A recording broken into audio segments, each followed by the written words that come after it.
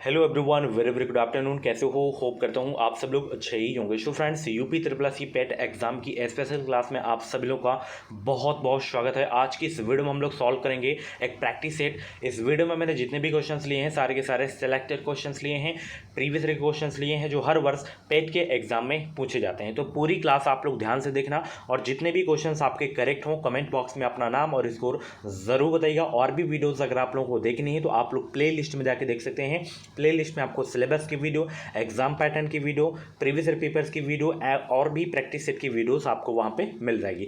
Free PDF के लिए जो है आप लोग हमारे टेलीग्राम चैनल को ज्वाइन कर लें। टेलीग्राम चैनल का नाम है एजुकेशन विद साहिल। वीडियो के डिस्क्रिप्शन बॉक्स में आपको लिंक मिल जाएगी। सभी को गुड आफ्टरनून भाई। क्लास को स्टार्ट किया जाए। चलिए, सभी बच्चे एक बार वीडियो को लाइक कर देंगे, शेयर कर देंगे। और ये क्रैश कोर्स अभी तक आप लोग ज्वाइन नहीं किए तो वो ज्वाइन कर लें। वीडियो के डिस्क्रिप्शन बॉक्स में इसकी मैं लिंक दे दिया हूँ। ये हमारा जो है क्रैश कोर्स है, नोट्स है, ई बुक है। इसमें आपको सभी सब्जेक्ट के टॉपिक वाइज क्वेश्चन मिल जाएंगे एंड जितने भी अभी तक जो है पेट के एग्जाम हुए हैं सारे के सारे क्वेश्चन मिल जाएंगे एंड 5 प्रैक्टिस सेट इसमें आपको बिल्कुल फ्री आपको मिल रहे हैं। तो कैसे इस पीडीएफ को परचेज करना है, वीडियो के डिस्क्रिप्शन बॉक्स में लिंक है। फटाफट लिंक के माध्यम से आप लोग परचेज कर सकते हैं। इसका जो प्राइस रखा गया है 149 रुपये। इस बार बेहतरीन स्कोर करना है, परसेंटाइल अच्छा बनाना है तो ये क्रैश कोर्स आप लोग जो जरूर से जरूर ज्वाइन करना। वीडियो के डिस्क्रिप्शन बॉक्स में लिंक है, फटाफट ज्वाइन कर लें। चलिए, सबसे पहला प्रश्न आपकी स्क्रीन पे आ गया है कि गांधी द्वारा सत्याग्रह सभा की स्थापना कब की गई थी? बताएंगे सब लोग। गांधी द्वारा जो है सत्याग्रह सभा की स्थापना कब की गई थी? 1912 में या 1919 में या 1925 में या 1922 में? सभी को गुड आफ्टरनून। सभी लोग पहला का जवाब देने का प्रयास करेंगे। तो गांधी द्वारा सत्याग्रह सभा की जो स्थापना की गई थी 1919 में की गई थी। तो जितने भी लोग यहाँ पे पहला का सी जवाब दिए थे उनका आंसर बिल्कुल सही हो जाएगा। अगला प्रश्न यहाँ पे देख सकते हैं, शेर शाह की मृत्यु कहाँ लड़ते हुई थी? बताएंगे सब लोग। शेर शाह की मृत्यु कहाँ लड़ते हुए हुई थी? चौसा में या कलिंजर में या कलिंग में या इनमें से कोई नहीं? दूसरा का जवाब दीजिए सब लोग। बहुत अच्छे। तो ध्यान रखना, कलिंजर अभियान के दौरान किले की दीवार से टकराकर लौटे एक गोले के विस्फोट से जो है शेरशाह की मृत्यु हो गई थी। कब हुई थी अगर पूछे तो 1545 आपको याद रखना है। कब हुई थी? 1545। ठीक है, तो यहाँ पे कलिंजर आपका बिल्कुल आंसर सही हो जाएगा। ओके ना। चलिए, बहुत अच्छे। पुलकेशिन द्वितीय किसका महानतम शासक था? बताइए भाई सब लोग। पुलकेशिन द्वितीय किसका जो है महानतम शासक था? कल्याणी के चालुक्य का या तमिलनाडु के चोल का या कांची के पल्लव का या वातापी के चालुक्य का? सभी को गुड आफ्टरनून। चैनल को सब्सक्राइब ज़रूर कर लेना। इस चैनल से आपको निश्चित ही मदद मिलेगी। तो जितने भी लोग यहाँ पे डी जवाब दें उनका आंसर बिल्कुल सही हो जाएगा। पुलकेशिन द्वितीय किसका महानतम शासक था? वातापी के चालुक्य का। ओके, चलिए, बहुत अच्छे। अगला प्रश्न, अशोक की शिलालेखों को जो है सर्वप्रथम किसने पढ़ा था? बताइए सब लोग। अशोक के शिलालेखों को सर्वप्रथम किसने पढ़ा था? रॉबर्ट सेबिल ने या कॉर्डिगटन ने या जेम्स प्रिंसेप ने या वूहलर ने? बताइए, अशोक के शिलालेखों को सर्वप्रथम किसने पढ़ा था? सभी लोग 4 का जवाब देने का प्रयास करेंगे। अशोक के शिलालेखों को सर्वप्रथम किसने पढ़ा था? तो ये जो है पढ़ा गया था जेम्स प्रिंसेप के द्वारा। ठीक है, सर्वप्रथम। 4 का सी आपका बिल्कुल करेक्ट हो जाएगा। चलिए, निम्नलिखित में से कौन सी वह ब्रह्मवादिनी थी जिसने कुछ वेद मंत्रों की जो है रचना की थी? बताइए। एक बार फिर से क्वेश्चन मैं रिपीट कर रहा हूँ। निम्नलिखित में से कौन सी वह ब्रह्मवादिनी थी जिसने कुछ वेद मंत्रों की जो है रचना की थी? लोपामुद्रा या गार्गी या सावित्री या लीलावती? बताइए। 5 का जवाब देने का प्रयास करेंगे सब लोग। निम्नलिखित में से कौन सी ब्रह्मवादिनी थी जिसने कुछ वेद मंत्रों की जो है रचना की थी? तो जितने भी लोग यहाँ पे लोपामुद्रा आंसर दे रहे हैं उनका आंसर बिल्कुल सही हो जाएगा। 5 का ए आपका बिल्कुल करेक्ट हो जाएगा। चलिए, अगला प्रश्न यहाँ पे देख सकते हैं। इसमें जो है 30 क्वेश्चन आपके जो हैं, जैसे आपका हिस्ट्री हो गया, जनरल साइंस हो गया, जियोग्राफी हो गया, इकोनॉमी हो गया, राष्ट्रीय आंदोलन हो गया, इनसे 5-5 क्वेश्चन हैं एंड 5 क्वेश्चन आपके हिंदी ग्रामर के हैं, 10 क्वेश्चन आपके स्टैटिक जीके के क्वेश्चन हैं। ठीक है, चलिए। और कल से जो आपकी क्लास होगी उसमें रीजनिंग के भी क्वेश्चन होंगे, करंट अफेयर की स्पेशल क्लास होगी, क्योंकि करंट अफेयर के 10 क्वेश्चन आएंगे। तो करंट अफेयर की मॉर्निंग में एक जो है स्पेशल क्लास हुआ करेगी, ठीक है। तो डेली 3 क्लास होगी, तीनों क्लास को आपको देखना है, डेली सुबह 9 बजे एंड 1:30 बजे, शाम 6:30 बजे। चलिए अगले प्रश्न का जवाब दीजिए। खानवा के युद्ध में बाबर द्वारा पराजित किया जाने वाला राजपूत राजा था कौन? राणा सांगा या उदय सिंह या रुद्रदेव या राणा प्रताप सिंह? बताइए 6 का जवाब दीजिए सब लोग। खानवा के युद्ध में बाबर द्वारा पराजित किया जाने वाला राजपूत राजा था कौन?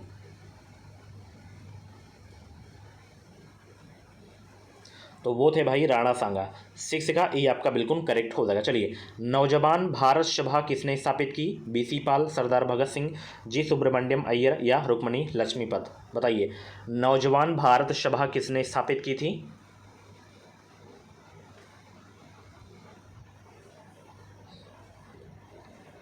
सरदार भगत सिंह ने, ठीक है। 7 का सी आपका बिल्कुल करेक्ट हो जाएगा। अगला प्रश्न, निम्न में से किसने अंग्रेजों के विरुद्ध 1857 के संघर्ष में भाग नहीं लिए थे? कौन नहीं लिए थे? तांत्या टोपे या रानी लक्ष्मीबाई या टीपू सुल्तान या नाना साहेब? बताइए इसमें से कौन भाग नहीं लिए थे 1857 के संघर्ष में?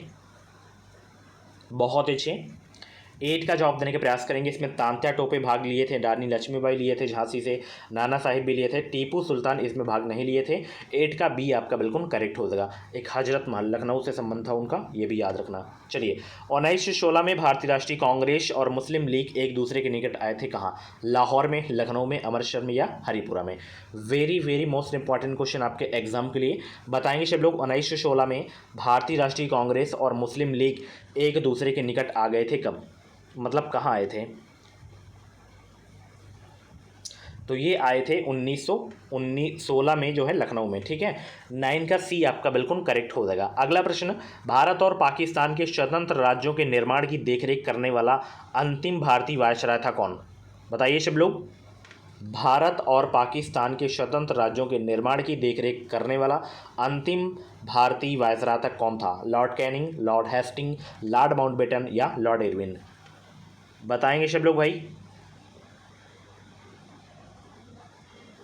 सभी को गुड आफ्टरनून। वीडियो को लाइक कर देना, शेयर कर देना सब लोग। तो भारत और पाकिस्तान के स्वतंत्र राज्यों के निर्माण की देखरेख करने वाला अंतिम भारतीय वायसराय कौन था? Lord Mountbatten. 10 का बी आपका बिल्कुल करेक्ट हो जाएगा। विश्व का सबसे बड़ा डेल्टा कौन सा है? बताएंगे सब लोग। विश्व का सबसे बड़ा डेल्टा कौन सा है? सिंधु नदी delta, Danube delta, Amazon delta, Ganga Brahmaputra delta? बताइए 11 का जवाब देने का प्रयास करेंगे। विश्व का सबसे बड़ा डेल्टा कौन सा है? बहुत अच्छे। तो विश्व का सबसे बड़ा जो डेल्टा है वो है गंगा ब्रह्मपुत्र डेल्टा। 11 का डी आपका बिल्कुल करेक्ट हो जाएगा, ठीक है ना। चलिए, बहुत अच्छी। इसकी आकृति अक्सर एग्जाम में पूछी जाती है, तो इसकी आकृति त्रिभुजाकार है, ठीक है। चलिए, स्वेज नहर किस किस को जोड़ती है? बताइए भाई सब लोग, स्वेज नहर किस किस को जोड़ती है? 12 का जवाब देने का प्रयास करेंगे। स्वेज नहर किस किस को जोड़ती है? भूमध्य सागर और लाल सागर को, बाल्टिक और कैस्पियन सागर को, भूमध्य और उत्तरी सागर को, या लाल सागर और कैस्पियन सागर को? राइट आंसर क्या होगा? 12 का जवाब देने का प्रयास करेंगे। स्वेज नहर किस किस को जोड़ती है? तो ये भूमध्य सागर और लाल सागर को जोड़ती है स्वेज नहर, ठीक है। वेरी इंपॉर्टेंट क्वेश्चन आपके एग्जाम के लिए, कई बार कई एग्जाम में ये क्वेश्चन पूछा जा चुका है। चलिए, निम्न रेगिस्तानों के उनके स्थानों के अनुसार सही ढंग से जोड़े बनाइए। बताइए भाई। ये जूम कम कर दिया हूँ, आप लोग आंसर बताएंगे। आप एक तरफ रेगिस्तान है, एक तरफ स्थान है, यानी कि महाद्वीप। तो कौन सा रेगिस्तान किस महाद्वीप में है आपको बताना। जैसे कालाहारी की अगर हम बात करें तो ये आपका अफ्रीका में है। अटाकामा की बात करें तो ये आपका दक्षिण अमेरिका में है। थार की बात करें तो थार आपका एशिया में है। ग्रेट विक्टोरिया आपका ऑस्ट्रेलिया में है। तो यहाँ पे 13 का कौन सा सही होगा? डी वाला आपका बिल्कुल करेक्ट आंसर हो जाएगा, ठीक है ना। इनको अलग अलग करके आप लोग नोट कर सकते हैं। और बहुत ही जल्द आपकी टॉपिक वैसी क्लास होगी, ठीक है। नवंबर में आपका एग्जाम होगा, सितंबर अभी पूरा है आपके पास, अक्टूबर है, तो 2 महीने बिल्कुल लग के तैयारी कर लीजिए, ठीक है। इस बार स्कोर आपको बेहतरीन करना है। चलिए, अगला प्रश्न, वायु में किसकी मात्रा जो है मात्रा सर्वाधिक होता है? बताइए, वायु में किसकी मात्रा सर्वाधिक होता है? ऑक्सीजन, नाइट्रोजन, ऑर्गन या कार्बन डाइऑक्साइड? 14 का जवाब दीजिए सब लोग। वायु में किसकी मात्रा सर्वाधिक होता है? तो ये होती भाई नाइट्रोजन की, कितनी परसेंट? 78% होती है, ठीक है ना। चलिए बहुत अच्छे। निम्नलिखित में से सबसे पुरानी पर्वत श्रृंखला कौन सी है? सतपुड़ा, नीलगिरी, अरावली या हिमालय? बताइए निम्नलिखित में से सबसे पुरानी पर्वत श्रृंखला कौन सी है? राइट आंसर क्या होगा? जवाब देने का प्रयास करेंगे सब लोग। निम्नलिखित में से सबसे पुरानी पर्वत श्रृंखला कौन सी है? तो वो है Aravalli. Okay, very very most important question आपके एग्जाम के लिए। चलिए अगला प्रश्न आपकी स्क्रीन पे है कि प्रथम वित्त आयोग के अध्यक्ष कौन थे? बताएंगे सब लोग। प्रथम वित्त आयोग के अध्यक्ष कौन थे? के संथानम, ए के चंद्र या के सी नियोगी या पी वी राजा मन्नार? तो प्रथम वित्त आयोग के जो अध्यक्ष थे वो थे के सी नियोगी। अब आप लोग से एक प्रश्न है एक कि इस समय वित्त आयोग के अध्यक्ष कौन है? सभी लोग कमेंट बॉक्स में जवाब देंगे। चलिए, भारत में कृषि आय कर लगाया जा सकता है किसके द्वारा? राज्य सरकारों द्वारा, केंद्र सरकारों द्वारा या स्थानीय सरकारों द्वारा या केंद्र तथा राज्य सरकारों द्वारा? बताइए, भारत में कृषि आय कर लगाया जाता है किसके द्वारा? तो ये राज्य सरकारों द्वारा लगाया जाता है। 17 का ये आपका बिल्कुल करेक्ट हो जाएगा। चलिए अगला प्रश्न, नई आर्थिक नीति किससे संबंधित है? नई आर्थिक नीति जो है किससे संबंधित है? उदारीकरण से या विश्वव्यापीकरण से या निजीकरण से या ये सभी?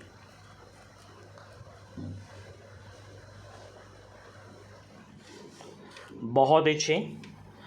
तो नई आर्थिक नीति जो संबंधित है ये उदारीकरण से भी है, विश्वव्यापीकरण से भी है, निजीकरण से भी है, ये सभी से संबंधित है नई आर्थिक नीति। तो जितने भी बच्चे यहाँ पे डी जवाब दिए थे उनका आंसर बिल्कुल सही हो जाएगा। उद्योग किस पंचवर्षीय योजना में विकसित हुआ? द्वितीय, चतुर्थ या पंचम या षष्ठ? बताइए, उद्योग जो है किस पंचवर्षीय योजना में विकसित हुआ? 19 का जवाब देने का प्रयास करेंगे सब लोग। उद्योग किस पंचवर्षीय योजना में विकसित हुआ? तो ये द्वितीय पंचवर्षीय योजना में विकसित हुआ। पंचवर्षीय योजना सिलेबस में दिया है तो पंचवर्षीय योजना से 100% क्वेश्चन आएंगे, ठीक है ना। चलिए सब पढ़ाऊंगा टॉपिक वैसी क्लास में। बैंकिंग के क्षेत्र में सीबीएस में जो है सी का पूर्ण रूप क्या है? सी का मतलब बताना है आपको। कोर होता है या कंप्लीट होता है या क्रेडिट होता है या कॉन्टिनेंट होता है? बताइए सी का मतलब क्या होता है? 20 का जवाब देने का प्रयास करेंगे सब लोग।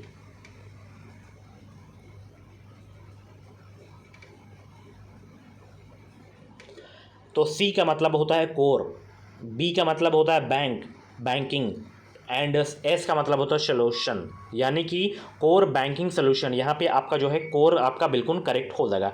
20 का ए आपका बिल्कुल करेक्ट हो जाएगा। अगला प्रश्न यहाँ पे देख सकते हैं, भारत में त्रिस्तरीय पंचायत राज प्रणाली का प्रस्ताव किसने किया था? बताएंगे सब लोग। भारत में त्रिस्तरीय पंचायत राज प्रणाली का प्रस्ताव किसने किया? बलवंत राय मेहता समिति ने, अशोक मेहता समिति ने, रॉयल कमीशन ने या उपयुक्त में से कोई नहीं? 21 का जवाब देने का प्रयास करेंगे। भारत में त्रिस्तरीय पंचायत राज प्रणाली का प्रस्ताव किसने किया था? तो ये किया गया था बलवंत राय मेहता समिति के द्वारा। 21 का ये आपका बिल्कुल करेक्ट हो जाएगा। चलिए अगला प्रश्न वेरी इंपॉर्टेंट है कि मध्य प्रदेश उच्च न्यायालय की पीठ स्थित है कहाँ?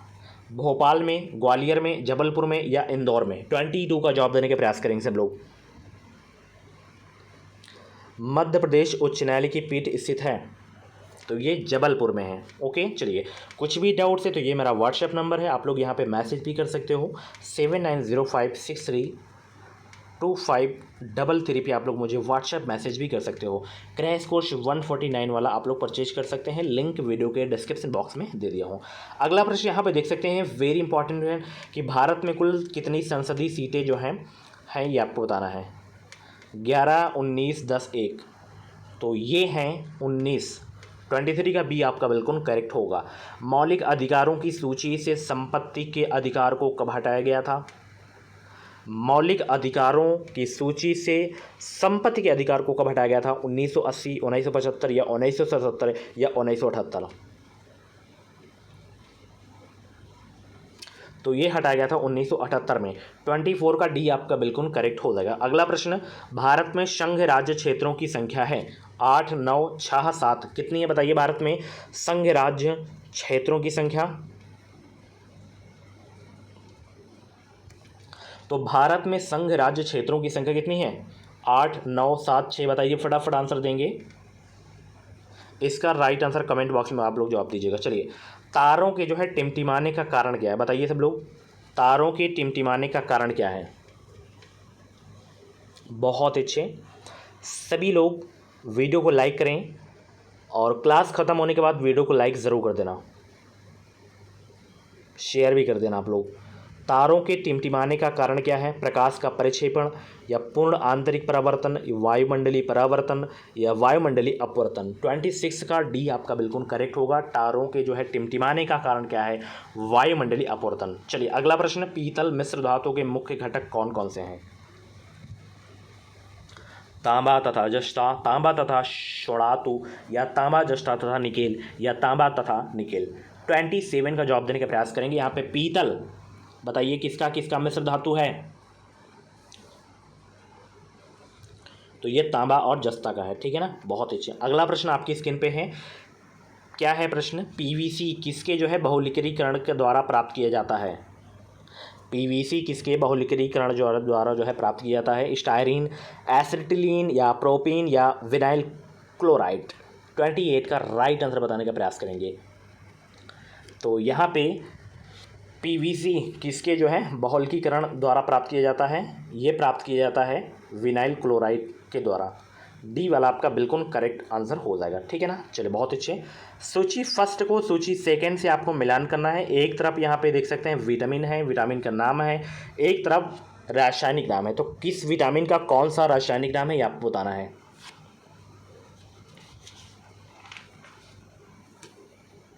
अगर हम विटामिन V1 की बात करें तो थाइमिन हो जाएगा, ठीक है। विटामिन B2 की बात करें तो राइबोफ्लाविन हो जाएगा। विटामिन B6 की बात करें तो पायरिडॉक्सिन हो जाएगा। और विटामिन B12 आपका साइनोकोबाल्बिन। विटामिन B12 में कौन सी धातु पाई जाती है? कोबाल्ट धातु पाई जाती है। विटामिन ए का रासायनिक नाम क्या है? रेटिनॉल है। विटामिन आपका जो है C की कमी से स्कर्वी रोग होता है, ठीक है। एस्कॉर्बिक अम्ल उसका जो है रासायनिक नाम होता है, ठीक है। तो ये सब रासायनिक नाम आपको याद रखने हैं। तो यहाँ पे 29 का कौन सा सही उत्तर हो जाएगा? ऑप्शन भी बताना है ना आपको, तो डी वाला आपका बिल्कुल करेक्ट हो जाएगा। ECG किसकी गतिविधि को दर्शाता है? ये ECG ये किसकी गतिविधि को दर्शाता है? हृदय की गतिविधि को दर्शाता है। 30 का बी आपका बिल्कुल करेक्ट हो जाएगा। अगला प्रश्न आपकी स्क्रीन पे आ गया है। यहाँ पे हिंदी व्याकरण के प्रश्न हैं। दैवक का अर्थ क्या होता है? देवता, ज्योतिषी, या किन्नर, या गंधर्व। बताइए दैवक का अर्थ क्या होता है? तो दैवक का जो अर्थ होता है डियर, वो क्या होता है? इसका अर्थ होता है ज्योतिषी। क्या होता है? ज्योतिषी होता है। बहुत अच्छे, वीडियो को लाइक करो फटाफट।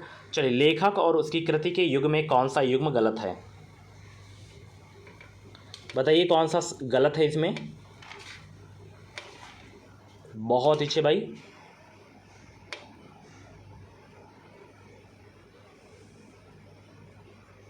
तो यहाँ पे सब सही हैं सब। जैसे यहाँ पे दर्शन दिग्दर्शन, ये रामचंद्र शुक्ल जी की नहीं है, ये किसकी है? राहुल सांकृत्यायन की है, ठीक है। चलिए बहुत अच्छे। निम्नलिखित में से शुद्ध वर्तनी वाला शब्द कौन सा है भाई? शुद्ध वर्तनी वाला शब्द आशीर्वाद यहाँ पे लिखा हुआ है, तो आशीर्वाद का शुद्ध शब्द कौन सा है ये आपको बताना है।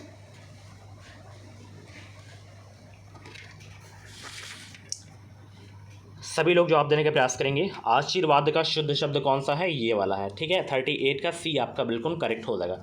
चलिए, पुनर्जन्म का संधि विच्छेद क्या होगा? पुनर्जन्म का संधि विच्छेद बताइए, इसमें से कौन सा पुनर्जन्म का जो है संधि विच्छेद है? 39 का जवाब देने का प्रयास करेंगे सब लोग।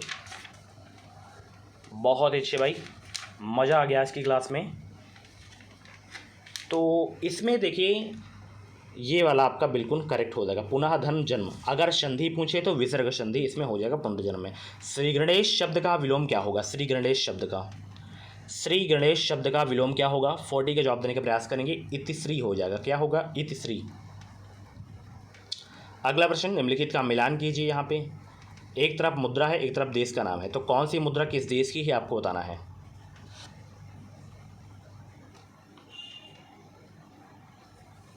बहुत अच्छे, बहुत ही नॉर्मल सा क्वेश्चन है ये, सभी लोग आंसर करेंगे। अगर हम बात करें टका, बांग्लादेश का हो जाएगा। म्यांमार का क्या तो हो जाएगा। मालदीव का मालदीवियन रुपया होता है, भूटान का न्यूट्रोन आपका सही हो जाएगा। तो 61 का ऑप्शन कौन सा सही होगा, सी वाला आपका बिल्कुल करेक्ट आंसर हो जाएगा। अगला प्रश्न यहाँ पे देख सकते हैं कि इस भारतीय राज्य में गमच्छा एक सांस्कृतिक प्रतीक है, राजस्थान, हरियाणा या असम या केरल। 62 को जवाब देने का प्रयास करेंगे। किस भारतीय राज्य में गमच्छा एक सांस्कृतिक प्रतीक है, तो वो राज्य है असम। 62 का सी आपका बिल्कुल करेक्ट हो जाएगा। वाइज एंड अदरवाइज क्या है, wise and otherwise a salute to life की लेखिका कौन है। प्रश्न को एक बार फिर से पढ़ रहा हूँ, तीसरी बार पढ़ रहा हूँ। Wise and otherwise a salute to life की लेखिका कौन है। किरण देसाई, जोया हसन या सुधा मूर्ति या अमृता प्रीतम। सुधा मूर्ति करेक्ट आंसर। चलिए, राष्ट्रीय पुलिस अकादमी कहाँ स्थित है भाई, राष्ट्रीय पुलिस अकादमी देहरादून, हैदराबाद, बंगलुरु या आबू रोड। तो ये स्थित है कहाँ, हैदराबाद में। 64 का सी आपका बिल्कुल करेक्ट आंसर हो जाएगा। कलिंग पुरस्कार किस संस्थान या संस्था द्वारा प्रदान किया जाता है, ये आपको बताना है। बताएंगे सब लोग, राइट आंसर क्या होगा। कलिंग पुरस्कार किस संस्थान या संस्था द्वारा प्रदान किया जाता है, तो ये प्रदान किया जाता है यूनेस्को के द्वारा। 65 का यहाँ पे जो है आपका डी बिल्कुल करेक्ट हो जाएगा। अगला प्रश्न, 8 मई किस रूप में मनाया जाता है। 8 मई को क्या मनाया जाता है। महत्वपूर्ण दिवस से 1 से 2 प्रश्न 100% आपके एग्जाम में आएंगे। विश्व रेड क्रॉस दिवस मनाया जाता है प्रत्येक वर्ष 8 मई को। चलिए, निम्नलिखित में से किस शहर को भारत का शून्य मील केंद्र के नाम से जाना जाता है।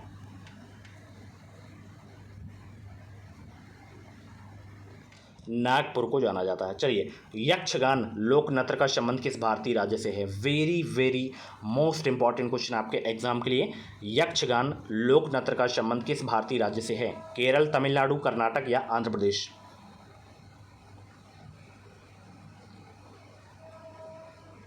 तो इसका संबंध है कर्नाटक राज्य से। बहुत अच्छे। अगला प्रश्न, गुदई महाराज कौन सा वाद्य यंत्र बजाते हैं, तबला, वायलिन जो है, सितार या संतूर। तो यहाँ पे तबला आपका बिल्कुल करेक्ट हो जाएगा। अगला प्रश्न, भारत भारती के लेखक कौन है भाई।